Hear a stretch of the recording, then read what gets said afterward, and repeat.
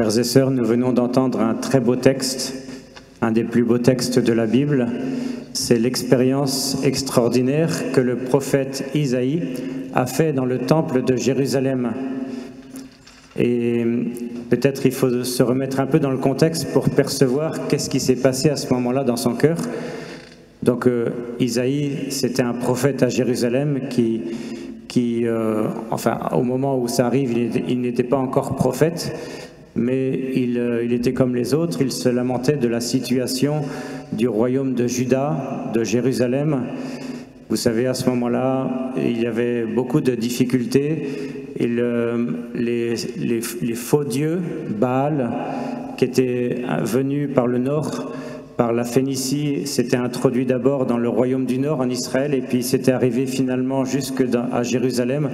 Donc les cultes aux idoles remplissaient un petit peu tout Jérusalem. Le roi vient de mourir. En plus, ce roi-là, il était lépreux. Donc du coup, il était confiné dans sa chambre pendant les dernières années de sa vie. Et c'était une punition de son orgueil. Et puis, il y a en plus la menace du grand empire des Assyriens qui était sur le point déjà de dévorer le royaume du Nord et qui était très menaçant pour le Sud, pour le royaume de Juda. Donc il y avait vraiment toutes les raisons de désespérer.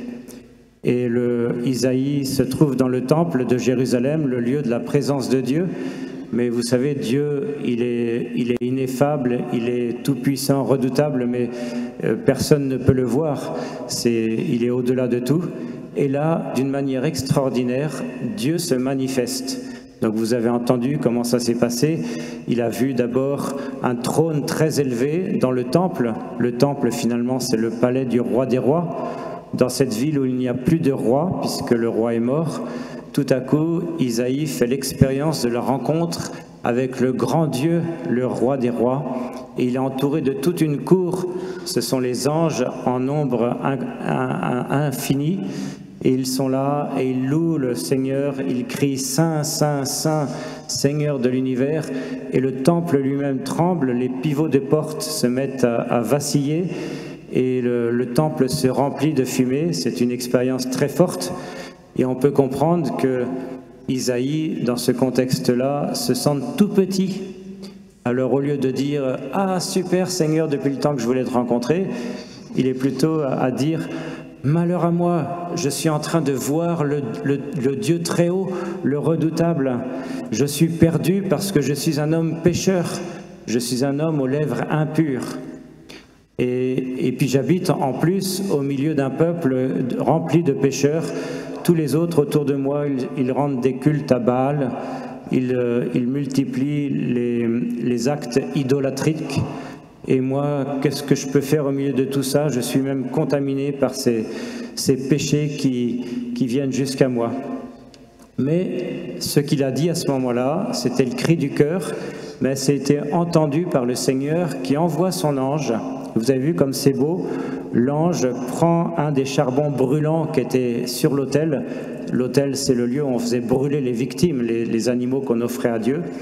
Et puis il l'approche de sa bouche en lui disant « Ceci a touché tes lèvres, maintenant ta faute est enlevée, tu es pardonné. » Et alors, Isaïe, qui se sentait tout petit, là tout à coup, il se relève, il se présente devant Dieu, il n'a même plus peur de le regarder. Et puis Dieu, qui voit qu'il a en face de lui un homme debout, il pose la question comme ça en l'air, comme s'il s'adressait à tous les anges autour de lui, « Mais qui je peux envoyer pour ce peuple en perdition ?» Et Isaïe, qui est là, il dit, et de manière très évidente, ça vient du fond de son cœur, « Inéni », comme on dit en hébreu, « me voici, envoie-moi ». Donc c'est une magnifique expérience que le prophète Isaïe a faite. Et maintenant, donc ça s'est passé en l'an 740, on le sait de manière précise puisque c'est l'année de la mort du roi Osias précisément.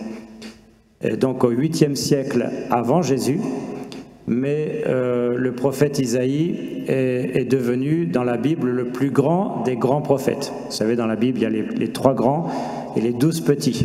Et parmi les 3 grands, il y a Isaïe, Jérémie et Ézéchiel.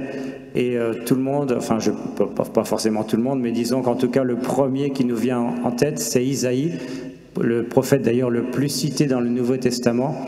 Vraiment un homme très grand qui a fait une très grande expérience de Dieu et une très grande expérience aussi de sa propre petitesse et qui s'est laissé entièrement envoyer là où le Seigneur avait besoin.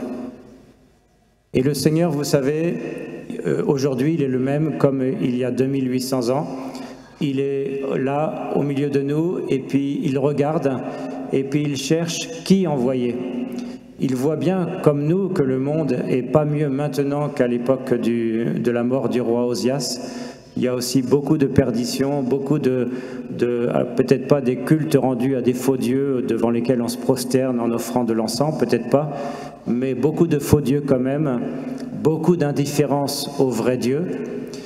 Et le Seigneur, il regarde tout ça et puis il dit « Mais qui est-ce que je peux envoyer ?» Il y a quelques heures, à cet endroit-là, j'ai entendu Vincent avec les ados qui disait le Seigneur, il voudrait bien qu'il y ait d'autres veuves importunes, des veuves importunes à envoyer, c'est-à-dire des personnes qui sont prêtes à accueillir la grâce de Dieu et puis ensuite à s'ouvrir un maximum et à solliciter le Seigneur, mais plus que de temps en temps, tout le temps, pour que vienne la grâce de Dieu dans le monde. Le Seigneur cherche des saints à qui donner la grâce de Dieu. Et ce soir, ces saints, ces anges de Dieu qui entourent le Seigneur et qui se laissent envoyer, c'est le sens du mot ange, c'est messager, ces prophètes que le Seigneur veut envoyer, eh bien ils sont là dans cette salle. Je pense que beaucoup parmi nous sont de ceux que le Seigneur désire envoyer. Donc il ne s'agit pas de super-héros, vous avez compris. Le prophète Isaïe a tout de suite vu que le super-héros, il était sans doute dans la maison d'à côté, mais pas en lui. Mais il s'agit de personnes qui font l'expérience qu'ils ne sont pas très grands, qu'ils n'ont pas beaucoup de choses à offrir, mais ils ont au moins la meilleure chose à offrir, c'est eux-mêmes. Donc je vous invite ce soir, je nous invite à entendre la parole de Dieu. Qui enverrai-je? Qui sera notre messager? Qui sera notre prophète? Qui sera celui qui va entendre ma parole et la donner au monde? Cette année, c'est l'année jubilaire. C'est une année de grâce aussi, dans laquelle notre Église a reçu un nouveau pape. Et comme on ne reçoit pas la parole de Dieu tout seul dans son coin, mais en Église, eh bien, l'Esprit Saint qui va nous envoyer, je vous propose de l'accueillir en Église. On va tout simplement, la démarche que je vous propose, c'est d'écouter les papes qui nous ont parlé depuis quelques décennies. Donc on va entendre 4 papes, Jean-Paul II, Benoît XVI, François et le pape Léon. On va simplement écouter un peu ce qu'ils nous disent et puis se laisser interpeller par la parole de Dieu qui passe à travers nos saints-pères. Nous pouvons rendre grâce parce que depuis des générations, nous n'avons que des saints-pères. Ils n'ont pas tous encore été canonisés parce qu'en plus le pape Léon est toujours vivant. Mais bon, il faut un peu de temps. Mais je suis pas prophète, je ne sais pas ce qui va se passer. Mais en tout cas, on a eu des papes magnifiques qui ont vraiment été des pères pour nous et qui nous ont parlé, et ceux qui nous ont transmis, ce n'était pas leur propre parole, mais c'était la parole de Dieu, c'était l'Esprit Saint. Donc nous venons d'entendre la parole de Dieu dans le prophète Isaïe. Maintenant, nous allons entendre la parole de Dieu qui passe par l'Église. Donc je vous invite simplement à ouvrir votre cœur. On vient d'invoquer le Saint-Esprit. Donc continuez d'accueillir le Saint-Esprit et puis écoutez ce que le Seigneur dit à chacun d'entre vous. Ce ne sera pas la même parole pour chacun. Et tout à l'heure, quand on aura un peu entendu l'enseignement de nos papes, eh bien, je vous inviterai à prendre le papier que vous avez reçu et puis à vous faire mémoire des quelques minutes qui viennent de s'écouler et de la manière dont le Saint-Esprit vous a parlé, et puis donc d'énoncer, d'écrire sur le papier ce que le Saint-Esprit vous a suggéré comme appel de Dieu pour votre mission. Si vous vous sentez envoyé en mission, faites-le que si vous voulez partir en mission, si vous sentez que vous voulez répondre à cet appel de Dieu, qui enverrai-je? Donc n'écrivez pas maintenant. Maintenant, on écoute le Saint-Esprit. Et puis, quand le Saint-Esprit vous aura parlé tout à l'heure, on reprendra un chant au Saint-Esprit, et puis à ce moment-là, je vous inviterai à prendre votre papier. Alors, dans un premier temps, nous écoutons les Saints-Pères, et on commence avec le pape Saint Jean-Paul II, qui doit s'afficher normalement. N'ayez pas peur. De quoi faut-il ne pas avoir peur? Avant tout, de faire la vérité sur nous-mêmes. Voilà, n'ayez pas peur, c'est sans doute une phrase qui reste la phrase la plus célèbre du pape Jean-Paul II, qui nous reste comme son héritage. Ne pas avoir peur, ça ne veut pas dire être tellement fort qu'on a peur de rien. C'est pas le chevalier Bayard, sans peur et sans reproche. C'est plutôt ne pas fuir devant nos peurs. C'est finalement avoir le courage d'affronter nos peurs et d'avancer avec foi. C'est une question de foi et de confiance. Rappelez-vous l'image que ce qui était à l'enseignement de Michel Morand, l'image qu'elle nous a laissée, qui était une très belle image. Quand la tempête arrive, il ne s'agit pas qu'on se sécurise en s'enfermant bien dans le port, parce que là les bateaux s'entrechoquent et puis ils se détruisent, mais il s'agit au contraire d'aller dans le large et puis de jeter l'ancre au large pour pouvoir affronter la tempête. Donc n'ayez pas peur, ça veut dire vraiment ne pas avoir peur d'aller de l'avant, et si on a peur, eh bien d'affronter notre peur, avoir le courage d'avoir peur. Et Jean-Paul II, ça on le cite moins souvent, quand il parle de la peur, il nous invite à nous regarder aussi nous-mêmes. Souvent nous pensons que l'origine de nos peurs, c'est les menaces extérieures. Mais en réalité, les peurs viennent aussi beaucoup de nous-mêmes, du regard que nous avons sur les choses. Donc c'est une invitation aussi à faire la vérité sur nous-mêmes. Parfois, pour cela, c'est commode d'accueillir le regard des autres sur nous-mêmes, ce qui suppose aussi de l'écoute. La foi et l'écoute sont deux choses qui vont bien ensemble. Quelquefois, des messages nous parviennent à travers les autres sur nous-mêmes que nous ne savons pas trop entendre.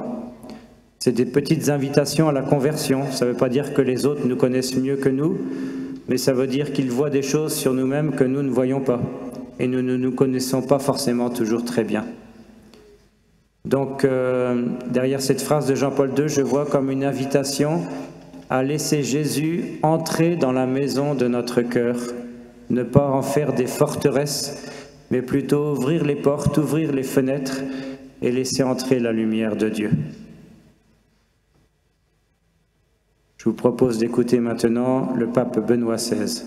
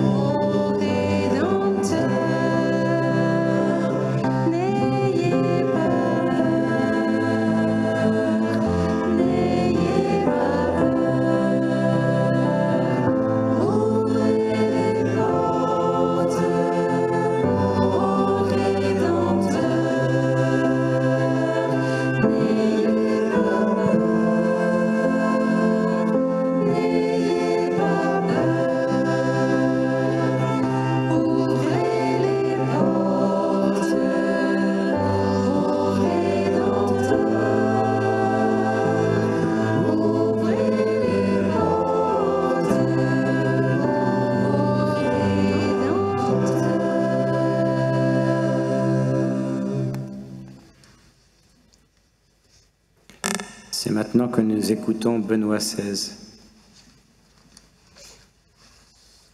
L'amour, dans la vérité,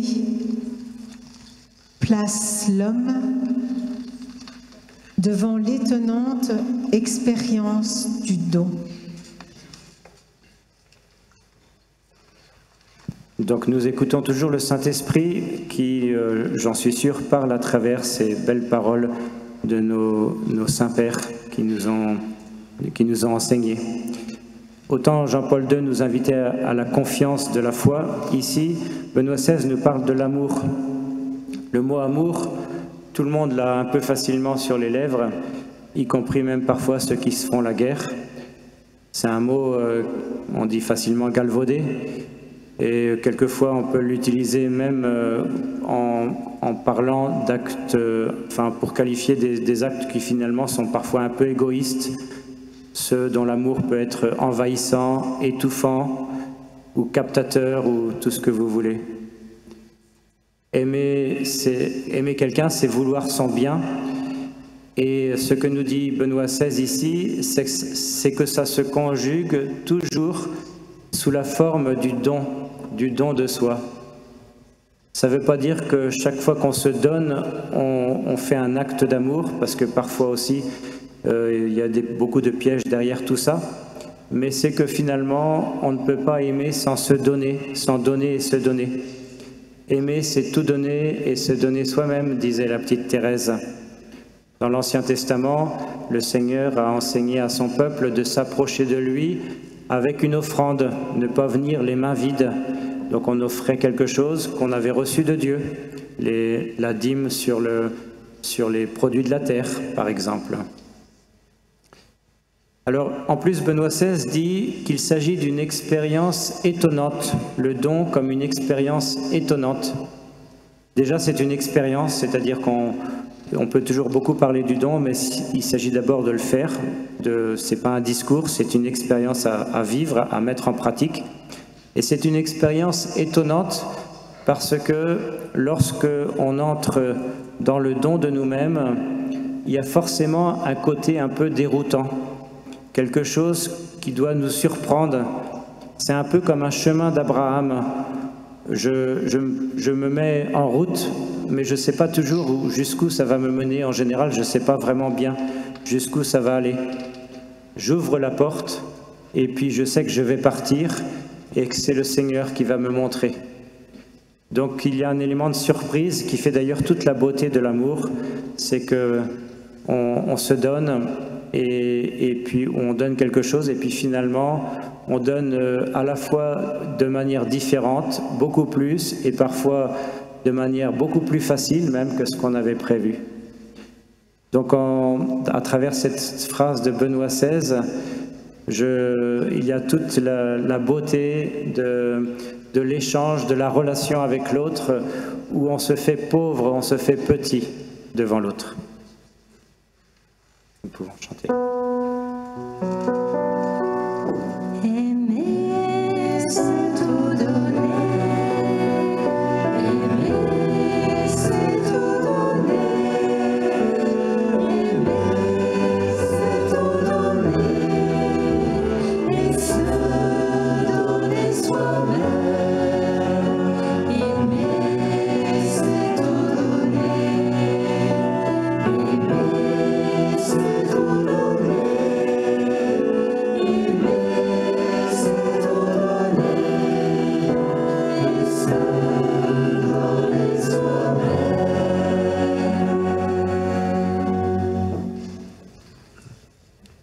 Nous arrivons au pape François.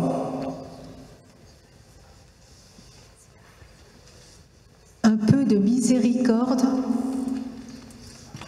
rend le monde moins froid et plus juste. On reconnaît bien là le style du pape François. Notre monde, effectivement, est froid, il est dur. On en fait parfois l'expérience de manière un peu brutale. Qu'est-ce qui refroidit notre monde? Il y a plusieurs aspects. L'individualisme, la sécularisation, le matérialisme, la course à l'accaparement, le fait qu'on a le sentiment qu'on est réduit à des espèces de machines de consommation qui doivent se satisfaire simplement en avalant les produits de la société de consommation. Il y a peut-être aussi un autre aspect qui est peut-être moins évident, mais on est dans une société aussi qui est très impersonnelle, où petit à petit les relations avec les personnes, avec les autres, sont remplacées par des relations avec toutes sortes de machines. On nous présente même parfois comme un progrès le fait qu'on aura dans la maison un robot avec qui on pourra converser. Mais on est des personnes et on a besoin de chaleur humaine, on n'a pas besoin de la froideur d'un robot. Et on a besoin aussi de relations d'amour où on se donne l'un à l'autre, on partage nos richesses et nos pauvretés. On est beaucoup dans la solitude et on a le sentiment qu'on existe seulement parce qu'on est utile ou parce qu'on apporte quelque chose aux autres de matériel. Donc ce qui manque, la chaleur qui manque, c'est celle de la miséricorde. Bien souvent, on souhaiterait plus de bonté dans ce monde froid. On aimerait, et particulièrement les plus pauvres, vivre de gratuité. C'est aussi ça qui nous manque. Et donc, du coup, qu'est-ce qui règne à la place ? C'est beaucoup le fait autour de la possession se manifeste très vite l'envie et puis parfois aussi la rancœur et les haines qui vont avec, mais aussi les addictions qui viennent là pour remplir le vide, parce que cette vie-là que la société actuelle moderne nous propose, elle ne nous satisfait pas, donc on essaye de remplir, donc les addictions au jeu, au sexe, à l'alcool et aux drogues, tout ce que vous voulez, et chaque génération rajoute de nouvelles addictions, des addictions maintenant aux réseaux sociaux. Il y a beaucoup de choses comme ça qui contribuent, au lieu de nous libérer, de nous replier encore plus dans la froideur de ce monde. Donc l'invitation, ce qu'on reçoit de François, c'est une invitation à mettre dans ce monde de la gratuité et de la bonté. Je pense que le mot bonté exprime bien un peu ce que le pape François a essayé de nous laisser comme héritage, que nous regardions les autres et que nous soyons regardés par les autres avec des regards remplis de bonté, de miséricorde. Le pardon devient de plus en plus difficile. Il y a des péchés aujourd'hui qu'on considère comme totalement impardonnables à jamais, et il n'y a pas d'issue quand on a commis certaines formes de péché. Et avec la bonté, il y a aussi ces petites sœurs, la fraternité, l'humilité, même parfois l'humour qui manque, pas l'humour moqueur qui abaisse l'autre, mais l'humour qui fait sourire de manière joyeuse et simple, la simplicité et l'abandon. Voilà un petit peu tout ce que le pape François nous donne comme héritage.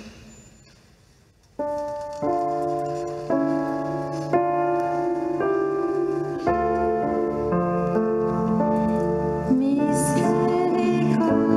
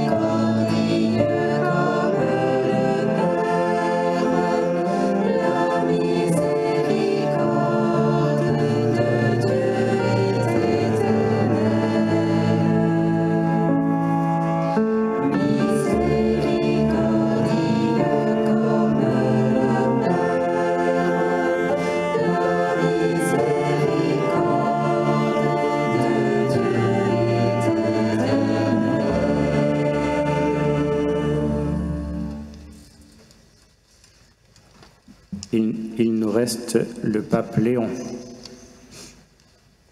Nous ne sommes pas parfaits, mais nous devons être crédibles. Alors, dans cette phrase du pape Léon, il y a deux adjectifs qui sont un peu comme deux appels. Il dit « Nous ne sommes pas parfaits », mais l'Écriture nous dit « Soyez parfaits comme votre Père Céleste est parfait ».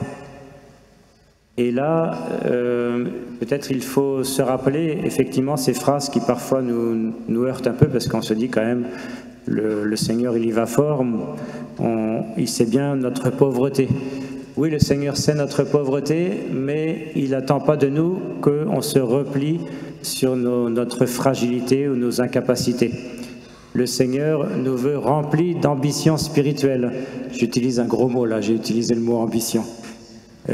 Qu'on soit rempli d'ambition spirituelle, que chaque jour finalement on se pose la question comment je peux m'améliorer, qu'est-ce que je peux faire pour être plus ouvert au Saint-Esprit qui me parle, pour enlever plus d'obstacles au Saint-Esprit qui vient dans mon cœur.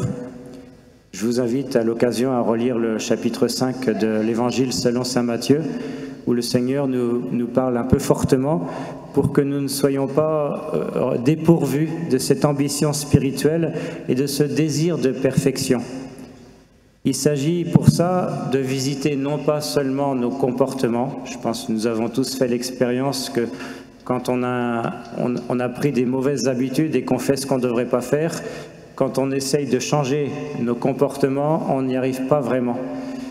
Et parce que les comportements viennent des dynamiques qu'on porte au plus profondément dans notre cœur, et il s'agit de descendre dans notre cœur, de rejoindre finalement et de laisser le Saint-Esprit rejoindre nos dynamiques cachées, nos désirs, ce que nous portons et qui doivent être convertis.